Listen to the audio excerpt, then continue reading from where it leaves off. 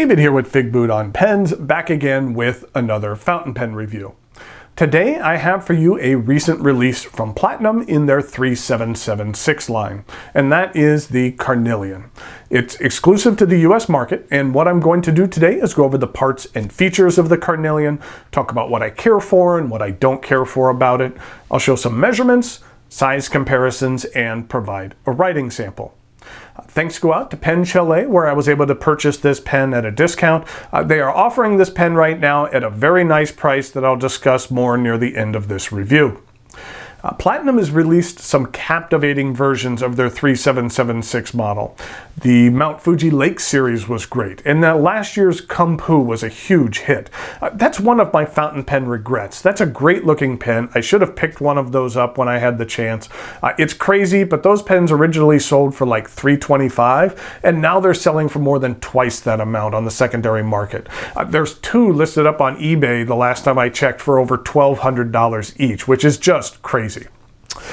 The pen arrives in this box, and inside we have the pen. This is the Platinum 3776 Carnelian. Carnelian is actually a reddish-brown semi-precious gemstone. Other than the red amber translucent resin, the distinctive feature of the pen is the glistening body. I liken it to a shimmering ink. The shimmering aspect is actually in the material. It isn't just a coating on the outside. It's something that I care for. It adds some character and uniqueness to this pen without the shimmering being too gaudy. Let's start by taking a look at the end of the cap. It is rounded. I've always liked that on most 3776 models, you can get a good look at the inner workings of the inner cap. You can even see inside to the nib. I just think that's kind of cool. The clip is rather wide, and it's functional. At the end of the cap, there is a thin band, and then there is a larger cap band which is stamped with 3776 Century on one side and Platinum Made in Japan on the other. I like that on this band, the 3776 side is in raised letters and the remaining text is indented. I just kind of like that they use two different stamping techniques on the same band.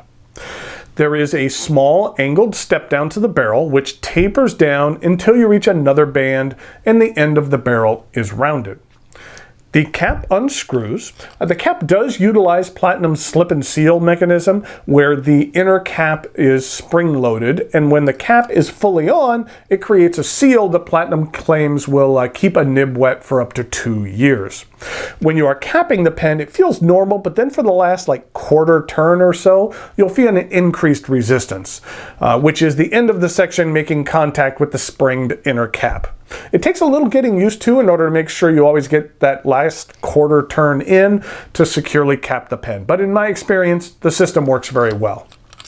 Once you get the cap off, underneath we have a standard Platinum 14 karat gold nib.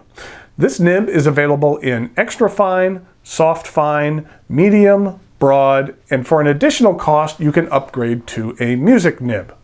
And here's a look at the plastic feed.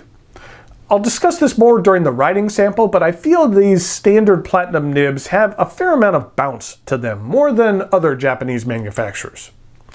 The end of the resin section is raised slightly and angles up just a bit until you reach the cap threads, which I don't find to be sharp or uncomfortable. Then there is a medium-sized step up to the barrel. The pen is fairly light. The section is a good size for me personally. I do find it very comfortable in the hand.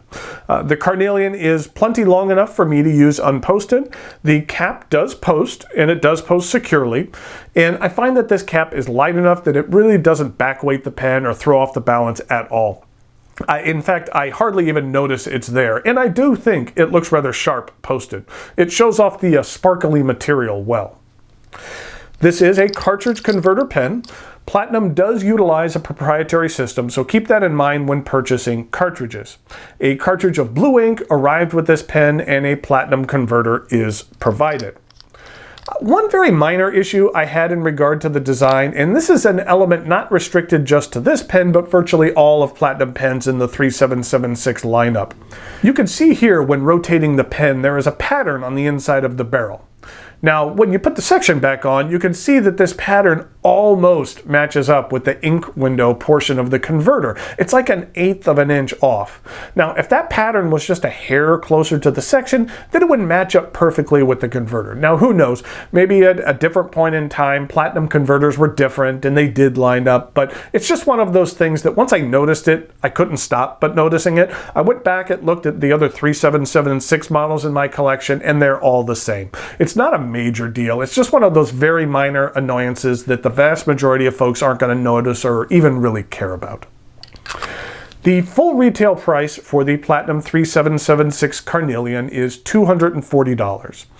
But Pen Chalet, where I purchased this pen, currently has it on sale for 30% off, which brings the price down to $168. For a gold nibbed pen that has some distinctive looks and performs very well, that is a very decent price. If you would care to check this out on the Pen Chalet site, I will put a link to it in the notes below. So now it is time for some measurements, size comparisons, and a writing sample.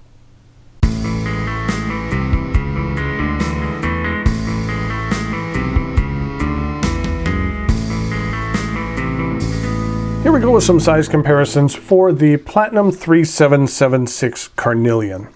Here we go with a Diplomat Aero. Then here it is with a TWSBI Diamond 580.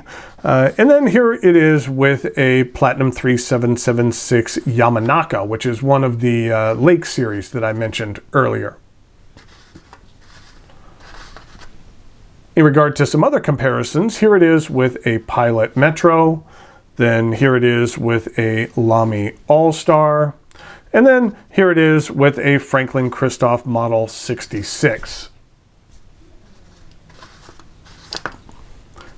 In regard to some uncapped comparisons, here it is with the Metro, then here it is with the Diplomat, and then here it is with the Lamy All-Star.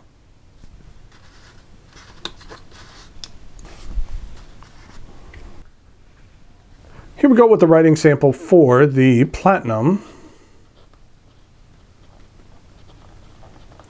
3776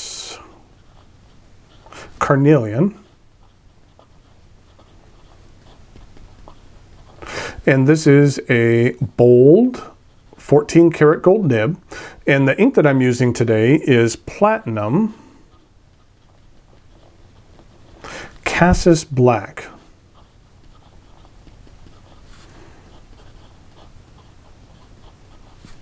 This is what the ink looks like. It's a really interesting ink. It is an iron gall ink, so it's going to go on lighter and then darken over time. And that it's something that you're not going to want to keep in pens for a very long time. You want to clean your pens out after, it's not something you want to leave in your pen for years or months. Here that color is in regard to something like the Monteverde Cherry Danish. And then here it is with the Franklin Christoph Arushi Red. This is what the bottle looks like.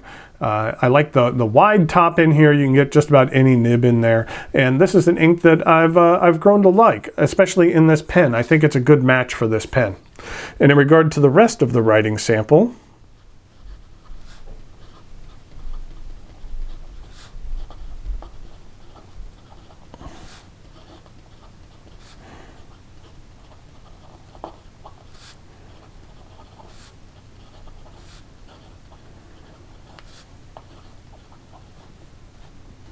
I mentioned this during the review, but I feel that platinum nibs, for the most part, for the ones for their 3776, have a bit more of a bounce to it, a bit more of a spring to it.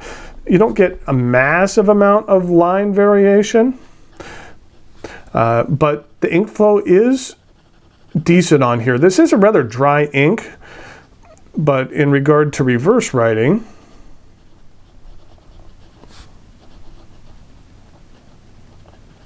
it performs just fine. And in regard to some fast writing,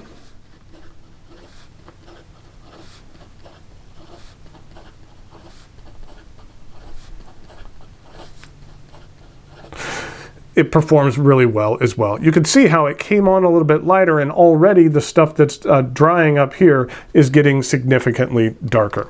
So here we have the Platinum 3776 Carnelian. I think it's an excellent addition to the 3776 lineup, and one that I'm glad that I picked up personally. So until next time, thanks for watching, and I'll talk to you later.